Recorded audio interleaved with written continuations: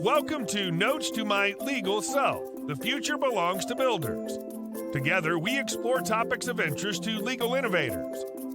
Know someone who'd make a great guest? Let us know. Self-nominations are encouraged. They're an act of courage. Want to get the most from this conversation? Ask questions, comment, like, follow, say hello. In short, engage. Lastly, have fun. Shaping the future of law requires significant effort, but finding joy in the process is essential. Let's begin. Here's your host, Olga Mack. Well, hello everyone. Welcome to Notes to My Legal Self. Future belongs to builders. This is a space where I talk to folks who are building the future of law. We live in an exciting time where we're attracting a lot of talent from all over the world, from many disciplines, and law has become a very exciting place because it is changing. It is changing as we speak. And so, without further ado, Jake, welcome to the show. Please introduce yourself. Hey, thank you so much for having me, Olga. Hey, everybody, I'm Jake Stein. I am co-founder and CEO of Common Paper. We create standard contracts and software to help people use them better. And Jake, I definitely want to talk about standards and standard papers and contracts. Those are really exciting things to talk about. But before we go deep dive into that conversation, tell us about the things you did in the past so people can situate in your journey and understand where you come from. Yeah, absolutely. And so I am coming at this from the perspective of a non-lawyer. So I'm not a lawyer. I never went to law school. I have, however, been a big consumer of legal services and had a lot of great relationships with attorneys across my career. So before Common Paper, I was the co-founder of two software companies. One was called RJ Metrics. It was a business intelligence and data analytics software company. We sold mostly to e-commerce businesses, and that business was ultimately acquired by an e-commerce platform called Magento, which then was subsequently acquired by Adobe. And then after that, I was co-founder of Stitch, which was a data integration company, basically plugging into lots of different systems and help people getting all their data in one spot so they can analyze and understand it. And that company was acquired by Talend, which is a public data integration company, or at least was before it got taken private. Really cool background. And I'm so excited that people like you are entering the future of law and building it. And what I heard you say is that even though I'm not a lawyer, I have relationship with law. I've been consumer of law. My life has been impacted by law. I care deeply about it.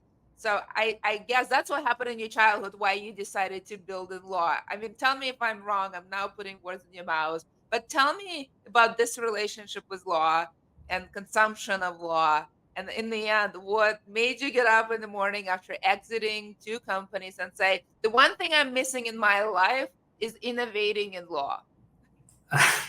So you actually may be more correct than you realize. So my dad and both my brothers are both attorneys. So in some ways, this may be fulfilling my dad's dream for me to finally go to law school after all these years. But I think honestly, the biggest reason that brought me to this is that while I had a lot of great relationships with attorneys in my prior two companies, there were some things that were just frustratingly challenging in everything to do with contracts. And that was really around commercial contracts with our customers. And despite the fact that, we had great attorneys, despite the fact that we had great customers, it was just something that was like really adversarial, really time consuming, really expensive, and really opaque. And I felt that after like banging my head against that wall, honestly, for more than a decade, the problem just like got under my skin. And I felt like I really, really wanted to do something about it.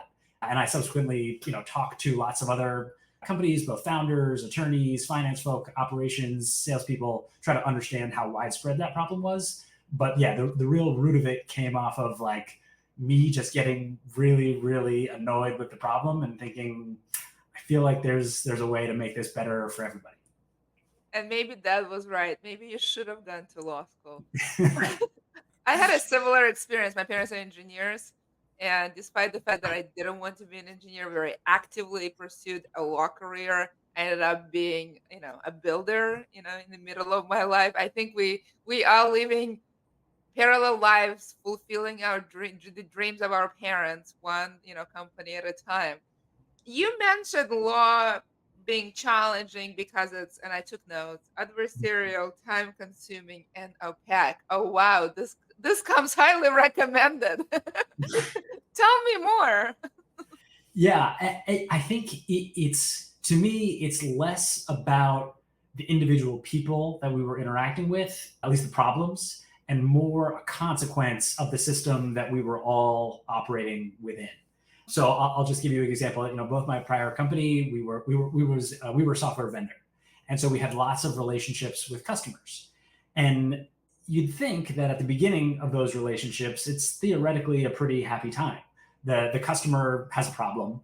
They've decided they want to do something about that problem, and they've evaluated a bunch of options, and they've decided, yes, you, Mr. and Mrs. Software Vendor, I believe in your solution. I want to pay you money to get that solution to solve my problem. So theoretically, both sides should be really happy about this. But then we sort of get into this fight far too often where each side wants to use the template that they're most familiar with. And then they negotiate about this by, lobbing red lines over email, red line Word docs. And, sometimes it's very efficient, but way too many times it delays the deal. Both sides are annoyed because they can't realize the value they hoped. And finally, the deal gets over the finish line. We close it. And then we have to make sure that both sides actually do the stuff that they promised to do under the contract. And when we had one customer or 5 customers, that was pretty easy to keep track of that. But when we had 500 customers or 1,000 customers or more, it's extremely challenging to keep track of what's embedded in all these PDFs across all these Dropbox folders, which is how we had it organized. And there's certainly better systems to do it than how we had it. But we were a data company, and we had access to lots of data about our business at our fingertips in a matter of seconds. And one time we wanted to redo our homepage, and we had to figure out which of our customers we had the right to use their logo, for this new homepage. And it took us a week and a half to get that information. And there's all kinds of information that was buried inside those contracts. And that's when I say it was opaque, where it's just, we had all these obligations, we had all these rights. Our customers had the same thing. And it was just very, very opaque to each side to understand what was buried in all those contracts. So I find it very interesting where you said people were not a problem. Individual lawyers were great. I actually probably had positive interactions, given all things considered. It's a systems, not people problem. Help me understand that. That's very interesting insight. And kind of, how did you get there? Yeah, and just to say it more explicitly, I think we were very fortunate in terms of the attorneys we worked with. And I think there are different attorneys that have different strengths or weaknesses, and there are some folks that aren't that great, and there are some folks that are out of this world fantastic. And that's true, in any field. But yeah, by and large, I think we work with some really great folks. And sometimes the system might even be like the firm structure, where a certain kind of firm, like a certain big firm, might be great at something, and a small boutique firm might be great at something else. So I think the systems can apply to a lot of different situations, thinking about like, what are the rules of the road? What is the environment in which all these different individuals are operating in, and what challenges does that present? But yeah, the key system, the thing that pervaded all of our commercial interactions, and I think lots of the other folks that I talk to, is just this environment where everybody is in this sort of quasi-repeated game, where they're a vendor to many different companies, and they're potentially a buyer from many different companies. And you're only interacting with each of these other parties, maybe once a year, if that, when you're doing a renewal. And all of these different interactions are about similar sort of things. There's negotiations about the business terms. There may be negotiations about, the legal terms and the risk allocations. And, there's security review. There's all these different pieces that happen again and again, but they happen with different entities. And so in some ways, you're coming to each of these situations fresh, and each party is trying to optimize for themselves. They're trying to keep track of things for themselves. They're trying to keep their contracts in a consistent format. They're trying to reduce their legal bills. They're trying to help their sales team become more efficient. They're trying to increase their prices. Each party is trying to act for themselves. But the challenge is that that causes those local optimizations cause us to like globally not change things that would be efficient for everybody because it requires coordination. And in the world of commercial contracts, there's really not some like big overarching entity or association that has enough critical mass or power to enforce some of those global optimizations that would help everybody individually, but they can't do on their own. So that's what I talk about when the system, it's that all these different people are trying to make things better for themselves for this one contract or themselves in all of their deals, but they're doing that sometimes at the expense of their counterparties, and certainly in a way that makes it challenging just as a side effect to their counterparties as well. So quasi-repeated games, but they're finite, they're not infinite. Mm-hmm. And so you know that this relationship will end, you can think back, you don't have to cooperate. And most importantly, because you're worried about risk and all kinds of stuff, optimizing, so as you said, local outcomes as Mm-hmm. opposed to global for the, say, in the industry or commerce at large.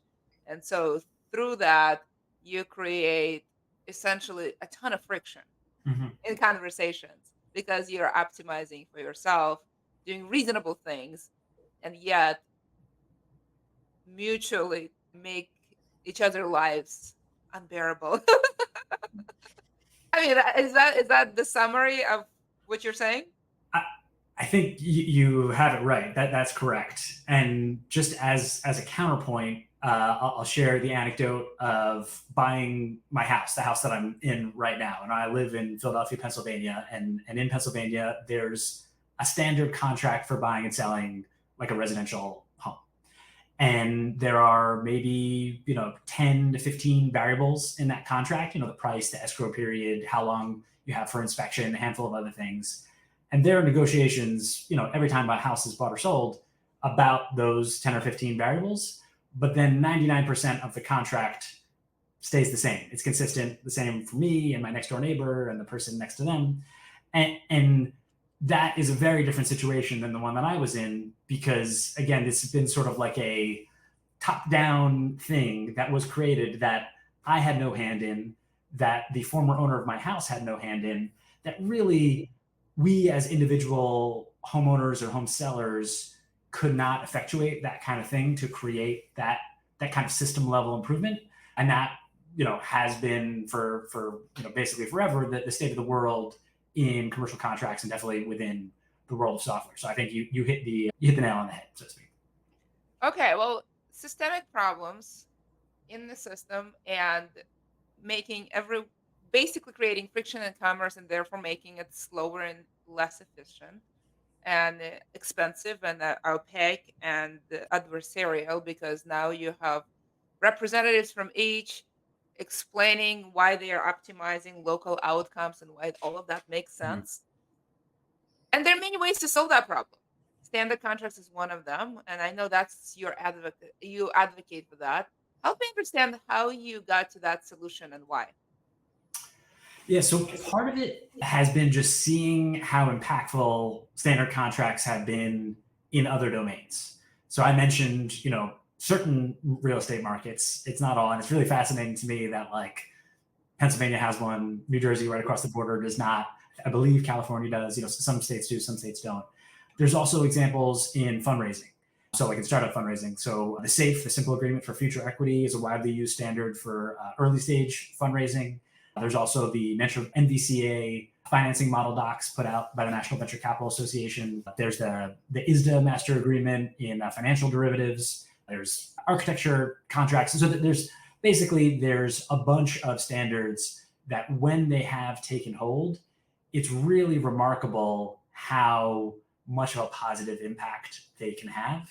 And you're absolutely right that standards are not the only way to take this problem and make it less bad, but they work in some special ways that I believe are different than lots of other solutions. I mean, we can talk about the details there, but I think for me, it was really around just, and I mean, this is another thing that I'll just be transparent about. In the very early days of my first startup, we did not raise any money.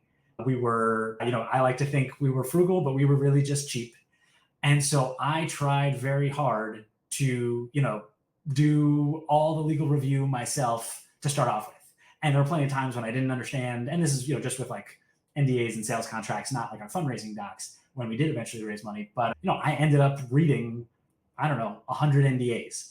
And I thought, geez, these are like, each time I had to like look up some stuff and get it, but like it just felt like this is all basically saying the same thing. And the same with sales contracts to a slightly lesser degree, but it's still like these are all roughly about the same thing. And it seems like there's like an infinite number of ways to describe this, but what a waste it is that there's someone on their end creating this thing that means basically the same thing, and there's someone on my end that's effectively like translating what this is into that like fundamental understanding. And like this is ultimately about like transmitting information back and forth and then keeping track of things. And just as like a technologist, this seems like incredibly inefficient.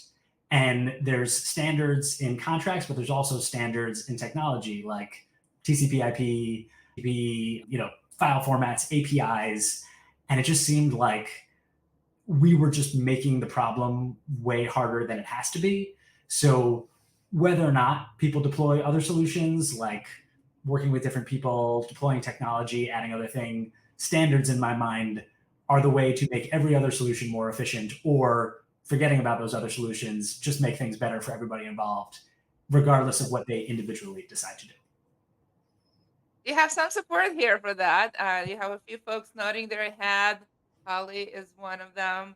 And it's interesting. You gave a couple of examples. You gave an example of, safe, a well-known way to raise early capital. Fast is another one, to onboard your early advisors. What they have in common is early and not complicated.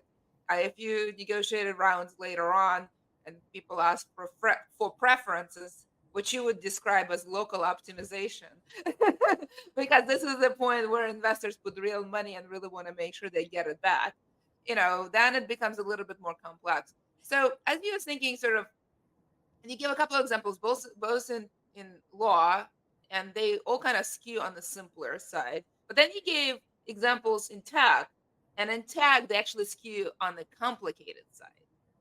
Right, because like we standardize things in technology because it is actually complex things that we want to make simpler, as opposed to simple things to streamline, which is what we do in law. So I'm curious, is thinking in thinking through standard agreements and what they're used in law the best use? How do you think about it? What is the best application of standards? Is this best for simple things, for sort of semi-simple, not so complex, or semi-complex, or super complex? Given that standards are used in all kinds of industries, but they are used for different one degree of complexity and to solve different types of things. Meaning sometimes they're used to solve problems for the two parties to negotiate or deal with each other, but sometimes I think in technology they're actually used more to benefit the public, much more so. So how do you think about it in the context of law? Yeah, so I partially agree with your comment around simplicity around contracts. So you're certainly correct that the SAFE is a much simpler fundraising doc than some of like the later stage things. There has been more standardization that has happened as of late with some of the later stage things, like with those NBCA model financing docs. I think the latest stat I saw was something like 84% of Series A funding. So Series A is still relatively early, but it's later than the seed round where the SAFE gets used. But there's extremely complex standard agreements like the ISDA, I always forget what the something derivatives association, where like if Goldman Sachs and JP Morgan are doing some $40 million complex derivative transaction, that will be on an ISDA standard agreement. They have a lot of configuration and customization of those, but they still use that same like foundation of a standard. So there are cases when they are pretty complex, but I think the root of what you're saying is absolutely true, that there is a place for things that are bespoke. And that is when you are doing something that is not like many other instances. And so, there are however many Series A fundings going on among startups and venture capital firms, there are, however many variables. Again, there's the amount of preference, there's the anti-dilution protection, there's the ownership percentage, there's a handful of things. And they might have some custom things, but it's mostly about a relatively discrete set of variables. Whereas like an M&A transaction is much more bespoke, where the dollar amounts are much larger. There may be more nuances around, lots of different terms. And candidly, I don't know nearly as much about M&A deals. And so I think like when we think about the things where standardization makes the most sense, it is these sort of higher volume, more common versions of some of these commercial contracts, things like NDAs, things like sales contracts. But if you are doing, for businesses where they have a sales contract that is like, their model is we're going to have a very small number of customers. Each one of those customers is going to pay us tens of millions of dollars. And each one of those deals is going to be completely unique and have nothing in common with any other deal. That's a case where standards really might not make the most sense because the underlying reality is highly variable. And so therefore trying to standardize it may be putting a square peg in a round hole, where things where there are a lot more commonalities between the transactions. They're not necessarily 100% the same, but they have sort of a consistent set of things which vary, like the price, like the payment terms, like the allocation of risk, things like that, where again, it's a consistent set of variables that just get tweaked. That's where standards can be the most valuable. And like, yeah, so and get into other examples from the real world or technology, but that's how I sort of think about it. Yeah, let's actually talk about the real world of technology, because technology uses standards. And they're different because sometimes they are often used to take complex things and make them simpler, often for the benefit of the public. Mm-hmm. And sometimes they're used to kind of put IP rights together and create a pool and actually make money. So it's yes, standards, but it's a very different definition of those sort of parameters that are available in technology. There's sort of monetization, public benefit, and all kinds of other components and complexity, because the complexity is so much that we're all going to bear a ton of cost building around variations, which is a little bit different from contracts where it's two parties and it's less about benefiting the public, and it's almost never, I can't think of any where it's really pulling intellectual property rights. So how do you think, and whether you think whatever happens in technology for standardization efforts should be somehow be learned from for the purposes of law? Yeah, I think about all the standards, whether it's technology or like physical items or contracts. One of the most important pieces is making it possible for some participants to sort of take lots of stuff for granted.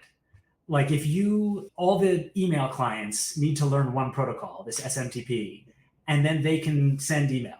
And they don't necessarily need to know what route the email takes. They don't need to know what are the machines that the email sits on as it hops across the internet. You just need to know the rules of this protocol. Then you send email and you can be confident it will get there, or you'll get a predictable message back if it doesn't get there. And this is the same for like something like the shipping container, where it used to be that packing things on ships was a highly bespoke operation, and you needed to factor in and make sure how they were packed was very important and take care of the way that they were wedged in there. And then this big rectangular thing allowed everybody to just say, we'll just get our stuff into a shipping container. We'll say where we want that to end up, and we can sort of abstract away some portion of this job. And so that's the element that I think, or at least that's an element that is really valuable with contracts, where and this is true for how, Common Paper raised its funding round, where there's a whole chunk of our legal agreements that we were able to take for granted, that our attorney was able to take for granted, that our investors and their attorney, where it was just, we're going to have, 80, 90% of this just be the standard thing that we've all seen before. And we don't need to necessarily debate, go over with a fine tooth comb. We'll just know it's the standard thing. And then this other portion that's like very specific to us, that's where we'll focus our attention. That's where we'll think about getting the best deal for ourselves, or, in the case of our attorney, on behalf of their clients. And so that's the element that I think is sort of translatable among those, letting people take part of it as sort of like, we don't have to worry about this piece because that piece is standardized, and let's focus on the other piece where we can really make a difference for ourselves or for our clients. Okay. So it sounds like there is a world where the two can coexist because ultimately, negotiations are about leverage in the end of the day. And while on an NDA or, a safe or very simple sales contract, you can sort of argue for a standard paper. You have something substantial enough. I think it will be really hard to convince companies to say, let's pretend leverage is not on the table. I mean, that is not a conversation that's going to go really well, at least with the party that's basically losing it. So, and it sounds like you don't really necessarily think of it as sort of standard or not. There's sort of a world where the two can coexist peacefully with respect to some terms and not other. Tell me how you think about that. So I'm really glad you brought this up because this is something that I think is not widely, I don't want to say misunderstood, but that people perceive these two concepts to be in contention, and in my view, they're not. So just to say it very explicitly, standardization does not mean the lack of negotiation. So we absolutely see all the time people who use standard contracts, including when both parties use standard contracts or just only one side wants to use it, and there's still negotiation. Because within any standard contract, there's blanks to be filled in. They may be explicitly like, here are the parameters that you're encouraged to change, or sometimes people make their own changes that are specific to their particular company, to their particular deal. And so for our standard contracts, we have this format of the cover page. And so the cover page has a bunch of variables listed out there, and then past the cover page, there are the standard terms, which are designed not to be changed at all. But the cover page has those different variables like, how much does the product cost? Does invoicing happen, once a year, or does it happen every month? Is the limitation of liability one times the past 12 months, or is it, $10 million? And so all of these items are things that can be negotiated. The value of standardization is not that it eliminates negotiation. Part of the value is that it focuses that negotiation just on the ultimately consequential things and not on, let's have 3 different versions of rewriting the same paragraph, each in our own, prose that we prefer. And we see that it's called legal poetry. Yeah, sorry about that. It's called legal poetry. Right, yes. And far be it from me to block any poet from self-actualization to do that. But, even in the SAFE, for example, the SAFE is very simple agreement by design. It's very short. There's still a handful of variables that everybody negotiates. What is the cap? Is there a discount on conversion? Is there a side letter with any special information rights? It's a small number of variables, but that negotiation happens. It's just that negotiation can be dramatically more efficient than if you're both starting with a blank sheet of paper and arguing over the other 95% of what's in the agreement. And so, yeah, I think those things are not in contention. And leverage is absolutely still a really important thing.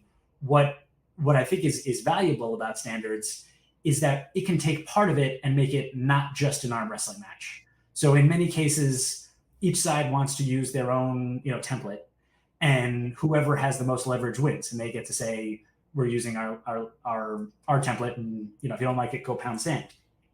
But if one party says, hey, I'm not trying to use something that's highly favorable to me, and instead of using something that's like highly favorable to you, let's adopt this neutral thing that was created by this third party or this committee that lots of other companies use, that'll be fair and balanced, and we can use that as a starting point. That's a dramatically more successful tactic, and you often end up in a better place because it's starting with something reasonable rather than I start all the way over here, you start all the way over there, and then let's fight until we end up somewhere in the middle. Let's start in the middle and sort of just go from there. And we find people have a lot more success with that, and it just makes the relationship less adversarial to start off with. Yeah, I think it's really hard to, after you fight it out, then say, let's pretend the fighting never happened. I've never seen your claws and teeth. And now let's hug and go forward and prosper together. I think you really get a sense in the negotiation what the claws and teeth may be in the middle of that relationship. And I think you may have second thoughts about entering that marriage.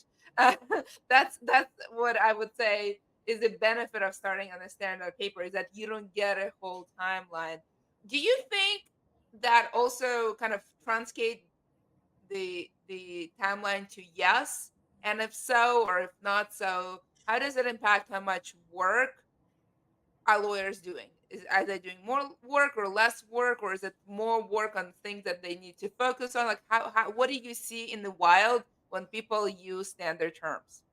Yeah, it's a really good question. One of the most important ones, and when we talk to people who are considering adopting standards, this is often like the single most important factor for them, which is just shortening that timeline, accelerating their sales cycle or their partnership cycle, whatever their business goal is, reaching that goal in a faster timeline. And we unambiguously see that as acceleration, both when their counterparties are seeing the standards for the first time, and then even more so when those counterparties have seen a standard agreement before. So it's the sort of thing that like compounds over time, and the more people that use them, the bigger that acceleration benefit is. But it's there, on day one. And you're absolutely, the second part of your question is also very astute. It does change the mix of things that lawyers are doing. So it doesn't eliminate lawyers. It doesn't mean that there's more legal work. I think it enables those lawyers to focus on what, again, my perception is higher value and more, at least I find it more interesting from the lawyers that, we refer clients to, or that, talk to us, or who that are on our committee, where some of them are, they're spending more time helping their client understand the agreement. They're helping them understand, what are the business impacts of those things. And these are all things that lawyers can do already. But when they're like under the crush of, it's the end of the quarter, we need to move these over the finish line and just like get this, to a place that's not malpractice for us to sign.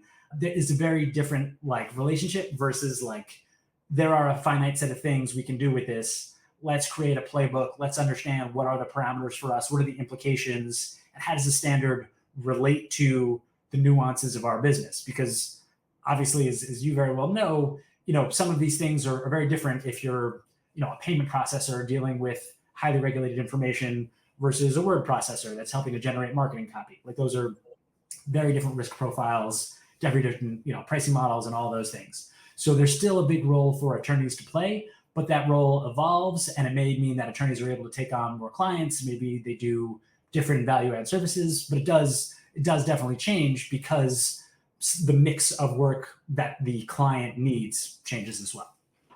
We are coming to the end. I have a few more questions. Sure. Specifically, I want to talk about acceptance of standards. I mean, it's one thing to sort of get together, write them, and say, this looks great.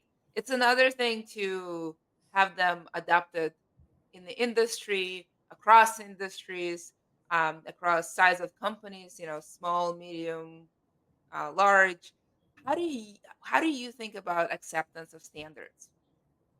Yeah, this is really, really important. And part of the tricky thing about standardization is that like it's a standard if everybody believes it's a standard, because you want the counterparties that you send it to be familiar with it, to have heard about it, to ideally have reviewed it already, to have a point of view that they're comfortable with it, or if they're not comfortable with it, here's exactly why, and here's the changes or the additions that they need. So a big part of this is just, getting that critical mass. And many of the other standards that I mentioned took place in industries where there is some central body or association or very individually powerful player that can create that kickstart that network effect on their own. So in the case of the SAFE, it's the Y Combinator. It's Y Combinator, who's works with a lot of startups and has a lot of power in the early stage startup ecosystem. In the case of like Pennsylvania real estate, it's the Pennsylvania Real Estate Brokers Association. ISDA, MDCA, these are like industry associations that have like taken care of that cold start problem. And there's not really that one individual body in commercial contracts, which is why I believe this hasn't happened in getting critical mass before. And so part of what our work is to do is to partner with some of these large groups like Y Combinator, like others, to help generate that critical mass. And we've been really happy to see that tens of thousands of companies have used the agreements, signed the agreements, proposed it. And so I think we've made a lot of progress in getting that distribution out there, but it's a big ongoing process that is kind of our full-time job to create these things, update them, and then help as many people as possible adopt them, be comfortable with them, so that we can get those benefits of standardization. I love you measure success of the company in distribution of contracts. Let's reflect for a moment what that means and how exciting that can be. that tells us that we live in the age of future of law being built and how exciting it is. I'll ask you a last question about actually exactly that success of standards. How do you measure success of standards? Is it an adoption? Is it an impact, or is it in something else? Yeah, there's like the platonic ideal of measuring it, and then there's what can I actually have data on. So I think impact is the most important measure, and that impact is sort of the product of a bunch of things put together. It's how many people are using them, how much value are they getting on those compared to if they were using that custom stuff. But a lot of that is very hard to observe. So the proxy metric that we look at is just number of agreements signed on the standards. And that's something that if that's increasing, we feel confident that the success of the standards is going in the right direction. It's very much an imperfect measure. And even within that, we only have a small view into that because we regularly talk to people who are using the standard contracts, not using our software. Like, so we have no idea, but they'll like make an offhand comment that they have this gigantic volume of them. That's like, oh, I didn't even know that was happening. So we basically just keep track of the actual number of agreements signed that we have knowledge of, either that we see in our software or that people just tell us about. And that's our like proxy variable. And, it's growing a lot, but we know that it doesn't capture all the value, and that's okay with us. We're trying to figure out just how can we move it in the right direction rather than how do we measure it with any level of precision. I love it. Jake, thank you so much. I've really thoroughly enjoyed this very wide and deep conversation around standards, an important conversation that we should have in the industry. It certainly will help us streamline and build better and close deals and have impact sooner, and frankly not show our claws and teeth in every conversation, because who wants to see that? And thank you so much. We covered a lot of ground. What is one takeaway you want folks to get from this conversation? I think if there's one single takeaway, I would say that, part of the reason why standards are special is that they are the only way that it's sort of the only free lunch. It's the thing that helps you. It helps your customer. It's a way for you to help the counterparty negotiate better. So it's sort of like that Jerry Maguire line, like, help me help you. Standards are the way to help everybody help each other. And whether you're deploying new software, whether you're working with the same lawyer or a new lawyer, whether you're bringing it internal or sending it out, standards are like that rising tide that can lift all the boats. And so it's really like, it's almost magic. And so, yeah, I would say adopt standards and help someone else to help you. That's my one thing. Oh, adopt the magic. I love that. Jake, thank you so much. I thoroughly enjoyed this conversation. Thank you, everyone, for joining. I'll see you next time. Bye. For stopping by. We hope you've enjoyed this episode of Notes to My Legal Self. The future belongs to builders. Know someone who'd make a great guest? Let us know. Self-nominations are encouraged. They're an act of courage. Keep in mind, the future of law is all lit up. Let's roll up our sleeves, innovate, build, and change the world of law together. See you soon.